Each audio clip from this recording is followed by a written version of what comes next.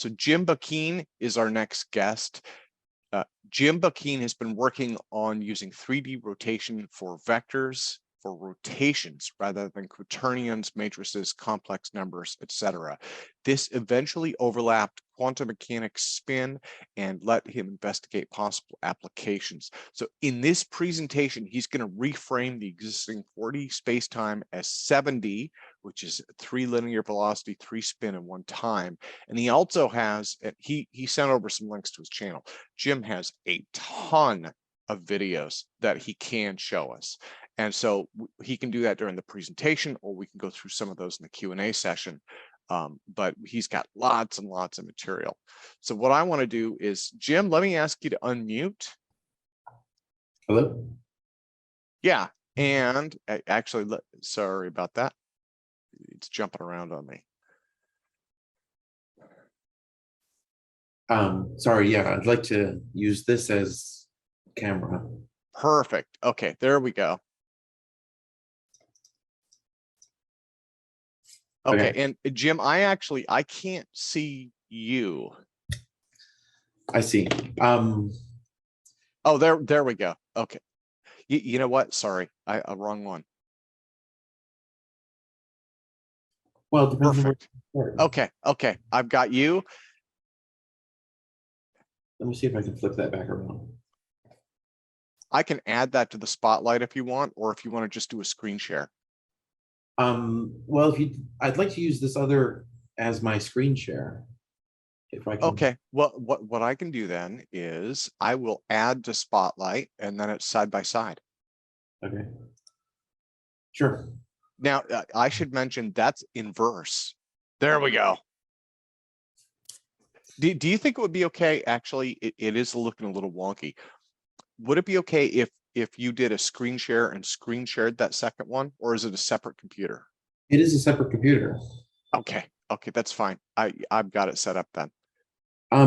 If you just want to spotlight that though, because I mean I'm just talking over the top of what I'm showing.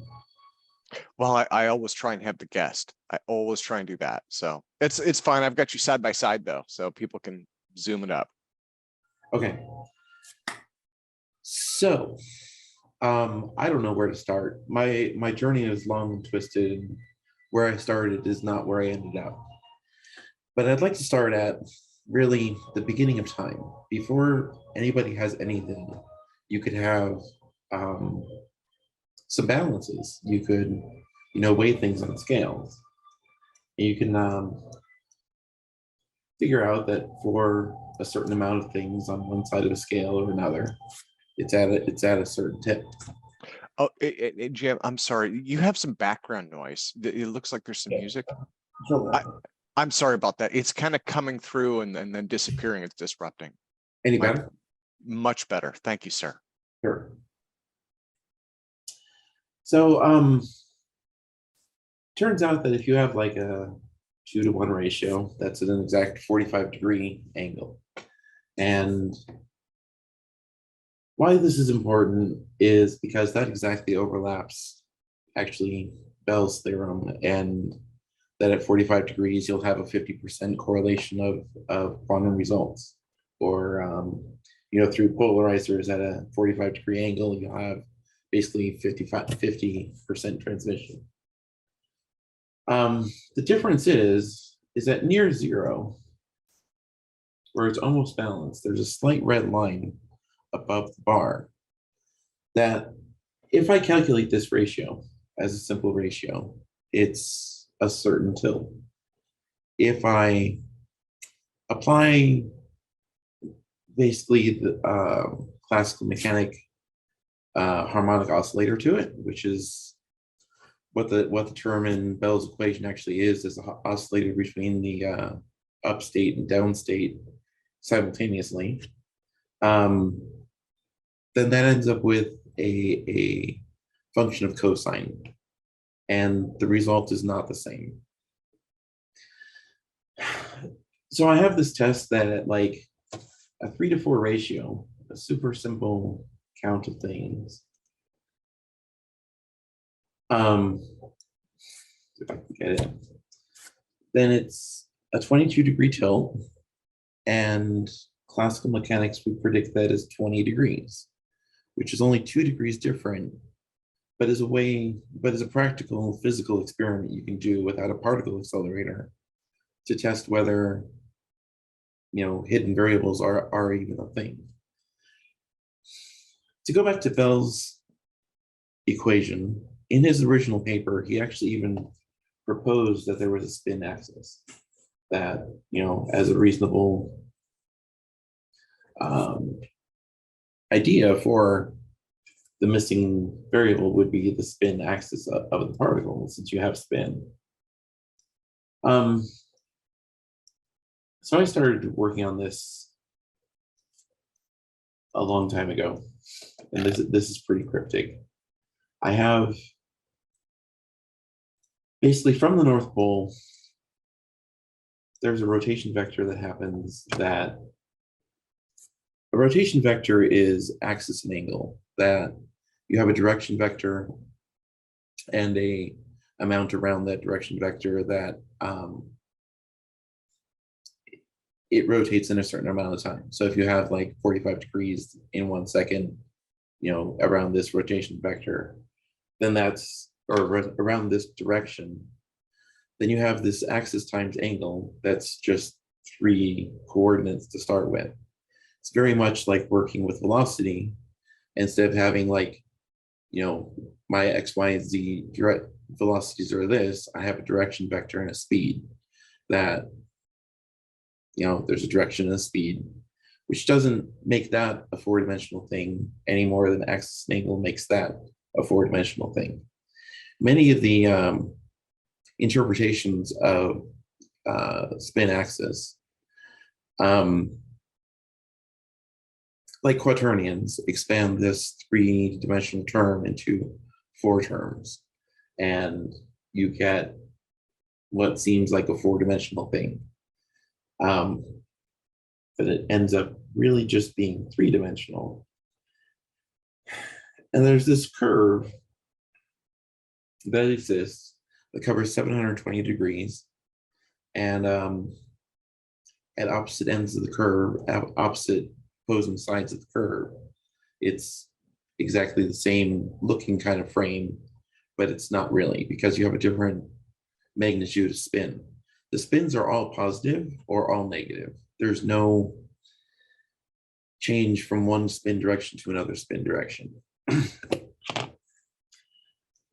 I propose that because that leads into explaining charge as a positive and a negative. I don't really know how far to go. I get these the graph of these points out on the outside is really rotation vectors that they start at the origin and they point to that direction, and the length of that vector around and the direction of the vector determine what that spin was for that particular matrix. So walking along, I can share some of these simultaneously here.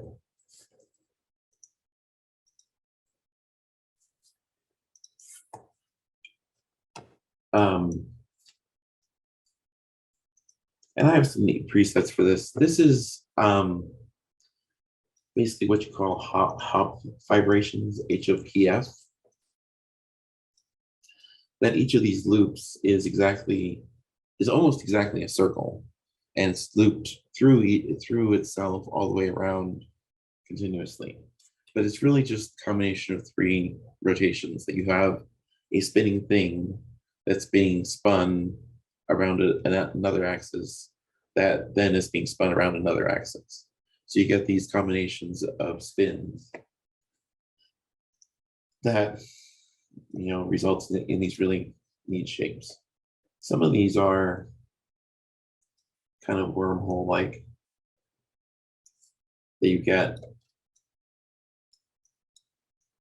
this path through the axis where there's not a lot of change that happens. Yeah, and Jim, if let me apologize sincerely for jumping in. So, okay, yeah, I just wanted to see, Yep, everybody's seeing they can see both. We have one person in the presentation who can't see both, and they might be on a different device, but it looks like most people can see both of your presentations. So I think we're good, and please accept my apologies, sir. No problem. Really, if you'd just like to focus on the screen, I'm still here. And I'll be a little icon up in the top or something, right? But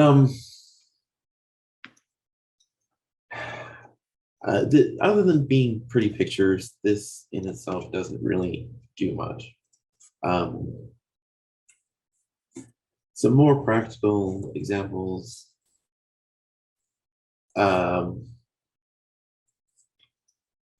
This is where I can actually show this basis map that for every XYZ point in a range, I show exactly what that grid is, because this sort of rotation in this as a rotation vector is additive, and you can get from any point to any other point with an addition. If you have a spin axis like this and a spin axis like this, you end up with a spin axis that's like this. It ends up being the direction between the two vectors. Within this grid, there's constant twists, except up to the outside. Every point on the outside of the sphere is exactly the same as the inside the center sphere. So at your origin, you actually don't have a singularity, you have identity. That there's no change in any particular direction, so it doesn't matter what direction it is. Under most of the circumstances, though, when you composite all these rotations, very few of these actually go through the origin. It's very hard to get to identity as an active rotation.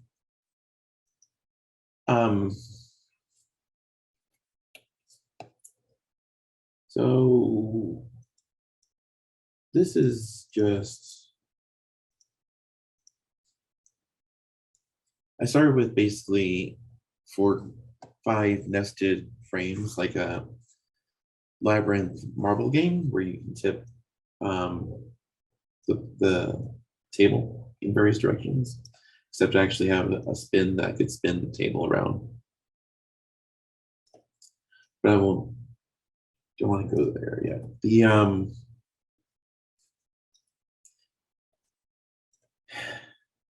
Normally, like, Euler angles are mounted because you have a motor that can go in one direction, and you have another motor that's mounted in another direction. So your composite angles out of this are always going to be order dependent. The mounting of where you have your spin axis and your pivots is going to be order dependent and not just a rotation vector. Rotation vectors more apply for, like, spacecraft and engines that are offset in various directions, that when you fire all these thrusters, all those spin vectors add together because they're all being applied simultaneously. There's not a step function to carry you from one to the next.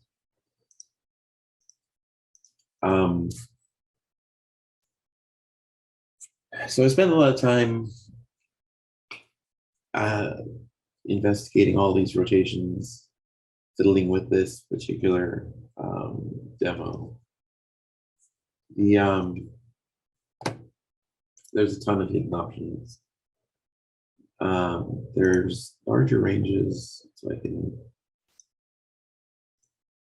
kind of flip tables around multiple times.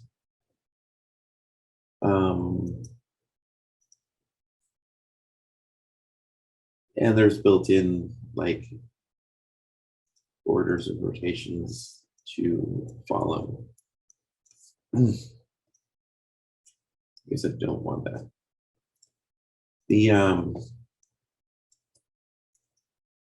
These 3 circle curves that intersect out,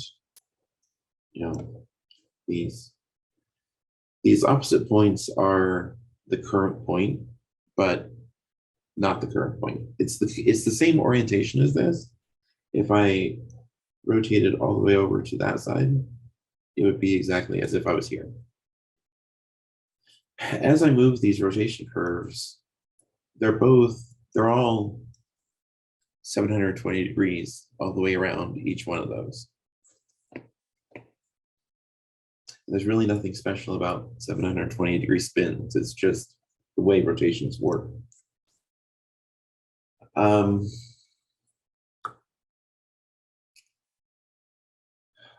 I don't really know where to go.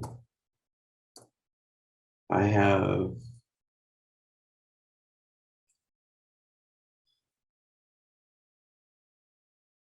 went through and replaced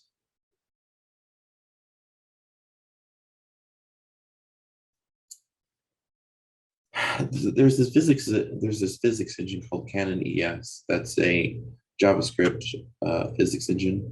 It's really small and lightweight. And I went through and replaced all of the quaternion math with rotation vectors, and much of it actually simplified up to the point of actually adding the forces when a collision happened. Although after playing with the fulcrum with the balance beam, I'm finding that the calculation that is used for that collision may not actually be correct. Because when you have a collision, you really have the center of mass of the body as the fulcrum. And then wherever you hit that is the amount of bias from that fulcrum that you can be up to the very edge of the object. So there'd be a scalar of 0 to 1, but then your momentum into that is your weight on that balance that causes it to turn. So the balance experimentally, how do I get back around to the other thing?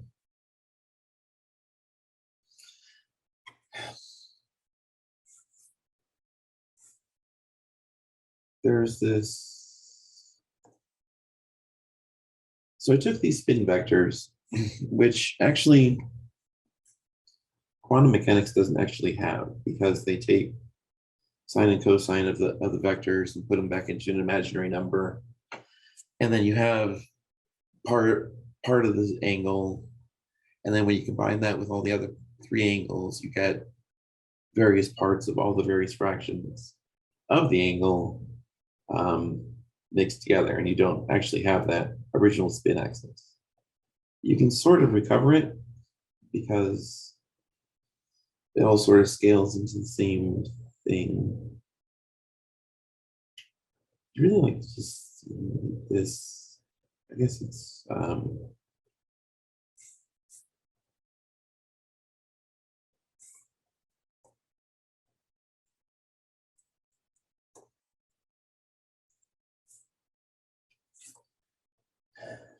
so when I got to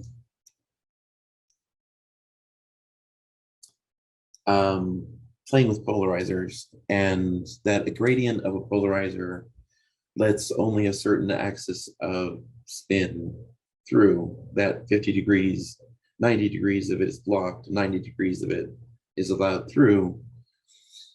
But just because it enters at somewhere in that 90 degree plus or minus 45 degree range, it comes out in any of that range. It doesn't have to be in the same range it started with. So as it passes through, I have these on the right side. I can't point. This is like polarizers being tilted. And as you tilt them to 90 degrees, they become totally opaque, because whatever can pass through one and then might come out is entirely blocked by the other one. So I got these graphs. They're pretty pictures, they're numbers. This is from a numerical simulation. I started with, it's kind of hard to show, but it's playing thousands and thousands of games and getting this curve out. And you can't really see it on the screen, but there is a green curve, which is the quantum mechanics prediction, that there be that the angle of the polarizer is just the dot product of the polarizer, then basically, or the cosine of that angle. It ends up being more an overlap of these arcs, that you have a potential arc that any of these could go through, and then this inner arc that is the amount that actually do go through, and then it's the ratio of those two inner arcs and not some piece of the arc to the whole. So again, here at 45 degrees, I have exactly matches the Bell inequality. So local hidden variables aren't disproven, just bad accounting of them. Because you can also measure this, that the statistics are 1 to 2. So I have a total of 3. So the samples is 33%. But that's not the true, because when you weigh that, 2 to 1 is a 45-degree tilt. That's 50 degrees, or 50% of 90 degrees. The tilt of this balance is the same as these polarizers, in that it's measuring intensity. It's comparing one against another. You can't have 100% intensity without having 0% of the other. You can't have total black if you have any photons on the other side of the balance.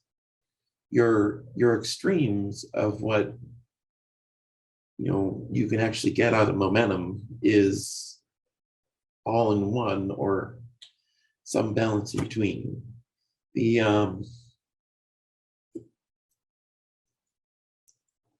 pardon me, my voice is getting really rough.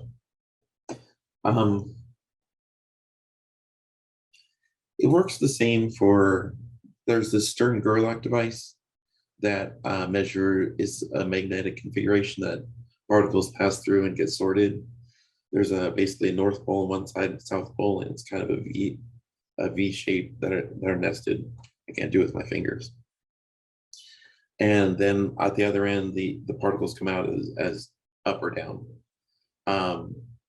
That's not really sorting up and down, because as the axes are going through the magnets, they're actually passing horizontal along the magnetic field, and you're really splitting them to left and right, that the precession of the torque on the magnets as the particles are going through more towards right will send them down, or more towards left send them up, or conversely.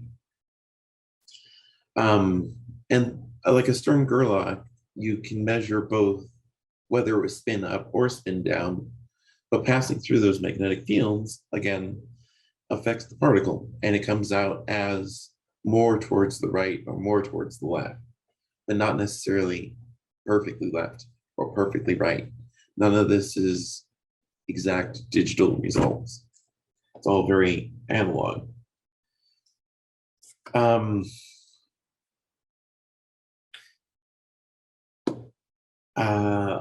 Entanglements happen. I don't know. Can I maybe go a totally different direction?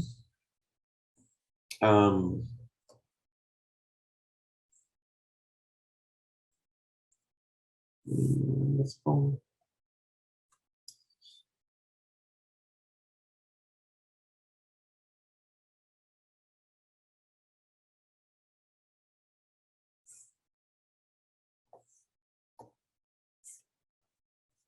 On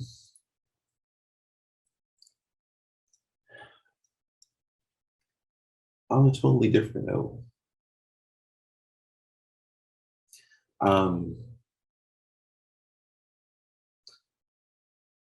was playing with, well, I actually have that other one that starts it.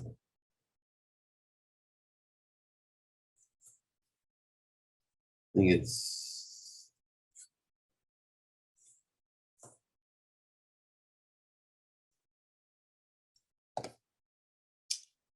so I have this, just curvature a little bit. So I was trying to understand this curvature and parallel transport and geodesic curves and all those wonderful things. So what you end up with is with a lot of curvature.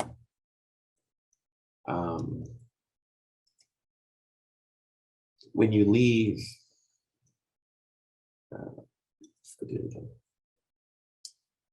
so this is all starting directly at this North Pole up at the top. And it's taking a certain amount of step.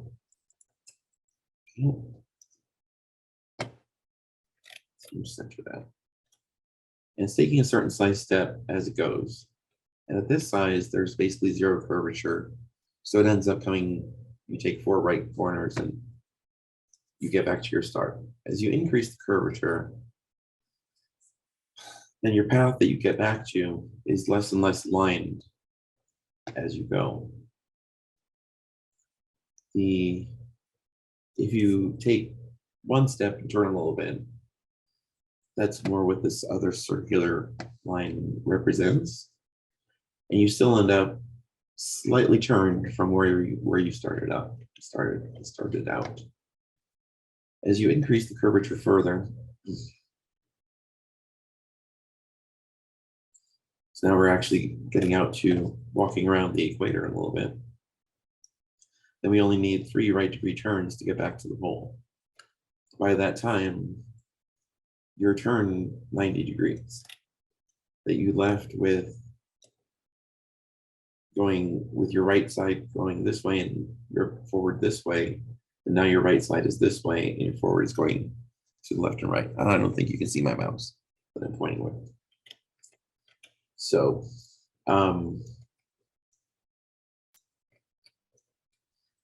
you can increase this curvature as much as you want till you're walking from one pole to another.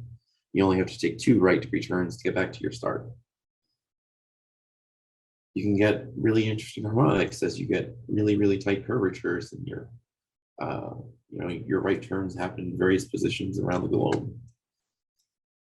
But all this is predicting that you live on a sphere, and even if you add an elevation to that, so you get 3D space, you'd have to eventually consider that this 3D space that we're living in really doesn't have any curve to it, other than the ground. If you look at the ground, there's a curvature.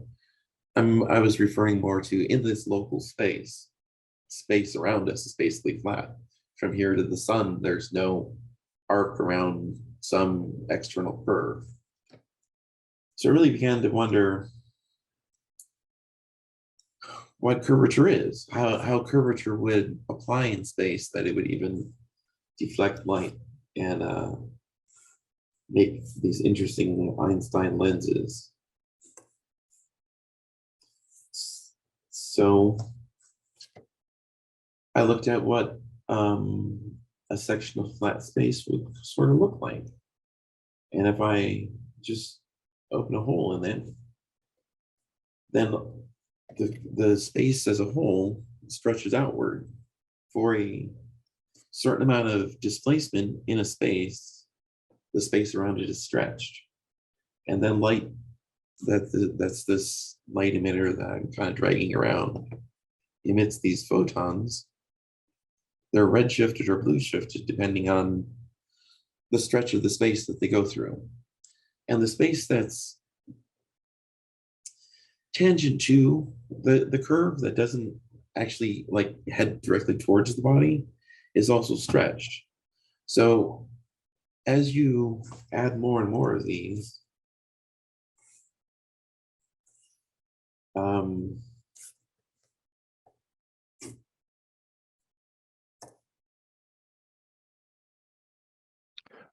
now, Jim, if it's okay, is there a URL that you have to your main website that lists all of these different? I had somebody in chat and I said I would ask for a URL and some links. This is all a GitHub project. It's all open source.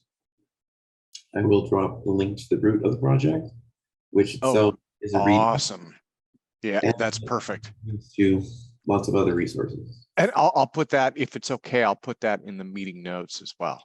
Yeah, absolutely.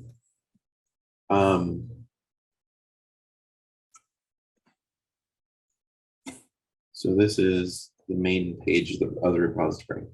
There's lots of markdown on GitHub that gives me nicely formatted text that I can drop images in and kind of explain some of this stuff.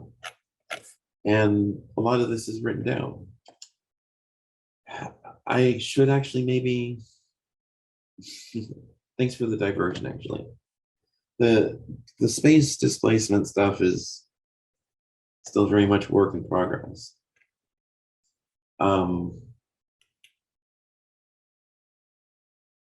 But there was this document that I started,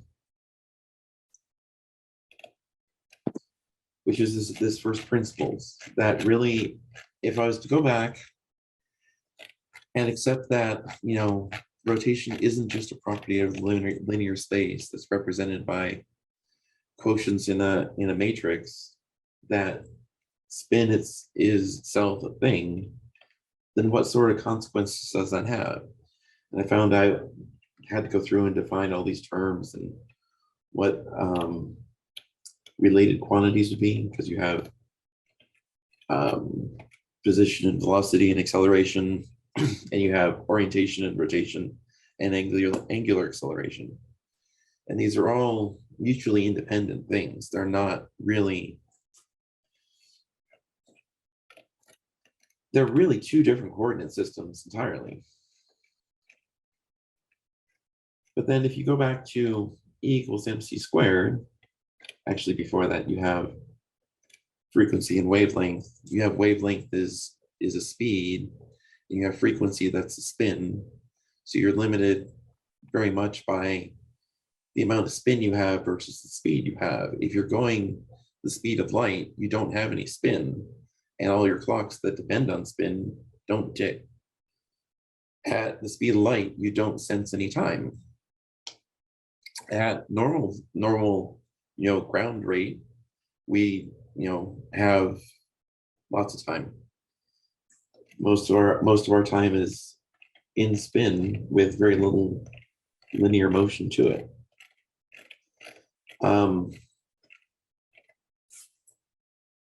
But then, like in a gravity field, the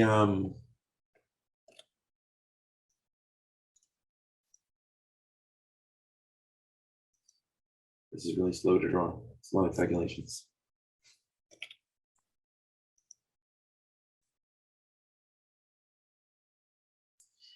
Deeper in a gravity field, space is stretched more because there's more stuff displacing it. So your space that you have to go through is longer, and it takes longer for your ticks to go through it. So in that sense, your clocks are slower in a gravity field because they have more space to go through. Similarly, when you're going very fast, I suppose when you're going through a lot of space, your ticks don't have as much time to go through them. This was kind of trying to show the effect of cumulative bodies. As a photon is only passing through one body or two bodies or three bodies, etc., the space it has to go through is stretched longer and longer and longer. This is a very constant stretch, and one might call this Hubble's constant. But it's because space is expanded and not expanding that it's redshifted. I would love to take questions. I would love to have interaction with other people because I don't know where to go. It goes back to Bell's experiment. There's a simple pendulum that can disprove whether classical mechanics of a harmonic oscillator to balance a model of balance beam or a simple ratio of objects on the beam is the right answer. If the objects are the right answer, then that means there's some things that I know would work. There's this guy in France named Aldo Costa. He built a huge Ferris wheel. And it looks something like this. It's not that. It's one of those machines that doesn't work.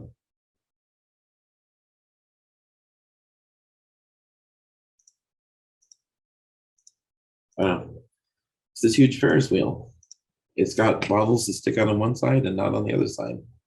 It's quite obvious from its initial position that one side is definitely heavier than the other. Now the problem is do you get enough work out of the heavy side to be able to push one bottle up at the top and one bottle up at the bottom? Can you use all those bottles to move two? And it's tipping the balance. It's at the fulcrum of the balance, you get more angle out of that than you should by quantum mechanics, by classical mechanics and everything that's based on its sense. I did find a couple other examples. This seems to be an example of Aldo Costa's wheel, that it has a thing that flips weights at the top, but all the weights on the right are definitely heavier than the left. Now the problem with this wheel is he never actually lets it spin. You can't prove that it would just keep going, other than if it can flip one weight, why wouldn't it continue to just flip the rest of the weights? On this left side, they're all hanging by the rim, so the radius that they're on is inside the radius that the weights end up on the outside. There's one other example, and I know there's that channel called VE Project that shows all these wonderful perpetual motion machines that are supposed to work and don't. And there really is a difference between those and this particular one and these. This is not the right one.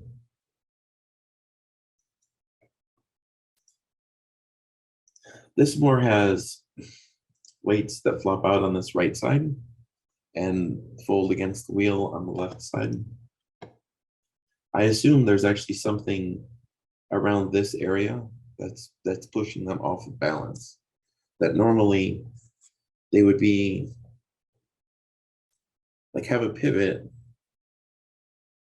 where the weight is over it, and you just have to knock it a little bit to knock this weight out to its extent. That right at that balance point, this motion would give you momentum that the next carry past gravity plus that momentum would knock it further.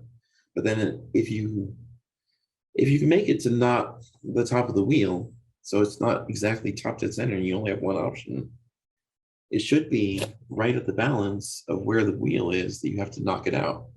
If you can advance that towards the top, you should be able to get more effective work out of it. But you can't draw all of the load off of it. Obviously, the unbalance would eventually balance out and you'd be back to just a stuck wheel. And that's how I got from playing with spin vectors to quantum mechanics and polarizers and magnets to Bell's inequality, them saying that local hidden variables can't work and I can make a simulation that works quite well. There's a CSSH game that has interesting rules to it. I don't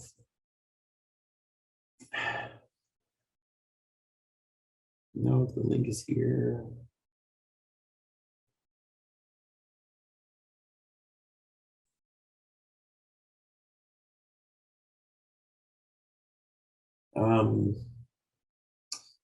There's a CSSH inequality that is best described as a game that you have two boxes. And between the boxes, you have an entangled communication path that they both receive the same sequence of randomness.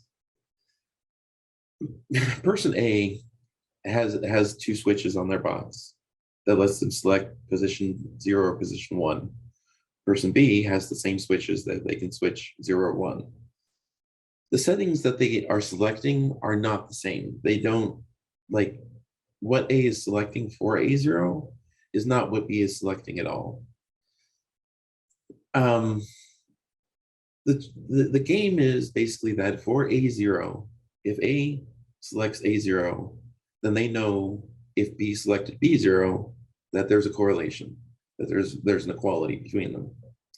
If A selects A1 and B selects B0, then there's a correlation there too. So on the one side of A, if he selects either switch, if B selects 0, then A knows what his result is.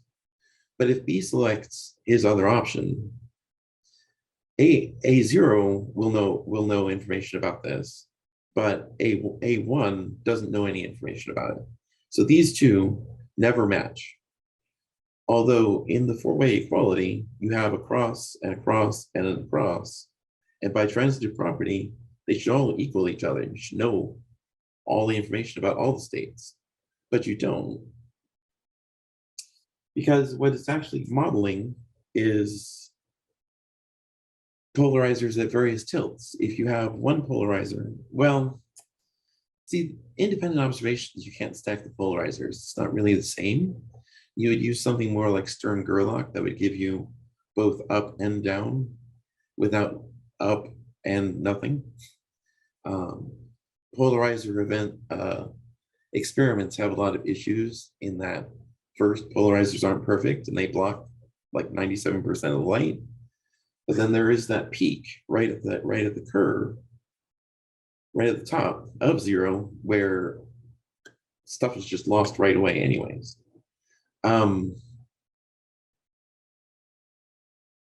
But anyways, with polarizers, you lose events from just being blocked by the polarizer, and they're only like 97 to 93% transmissive. And then on the other side, you have a photomultiplier that's supposed to detect these rare circumstances, but every once in a while, it'll just fire randomly and detect an event just because a stray cosmic beam, penetrates through and happens to hit it. So between false detections on one side, lost events on the other side, you have a lot of uncertainty in what your actual counts could have been, even in that quantum, even if you can have great counters. The percentage difference is within experimental error. It might as well just be cosine. I could multiply my ratio of weights by cosine and get exactly the quantum result. But I don't think that's reality, because the previous talk was just talking about this extraction of momentum from the unbalance. And there's something even in the vacuum in the quantum states that just off the tilt of the scale, there's more work there than should be accounted for. It's my observation. I don't know, how much more time do I have to kill? Can I have some questions, maybe? Yeah, we can do that. So let's do this. So what I want to do is, let me see. I'm going to remove the spotlight there from. Actually, you know what? I'm going to remove the spotlight there, and I will remove this spotlight. Okay, and then we can go to Q&A. So let me put it on gallery view. Again, we're running a little bit ahead on schedule today. That is totally cool. So everyone, please give Jim Buckeane an enormous hand, sir. Thank you. Thank you for presenting that.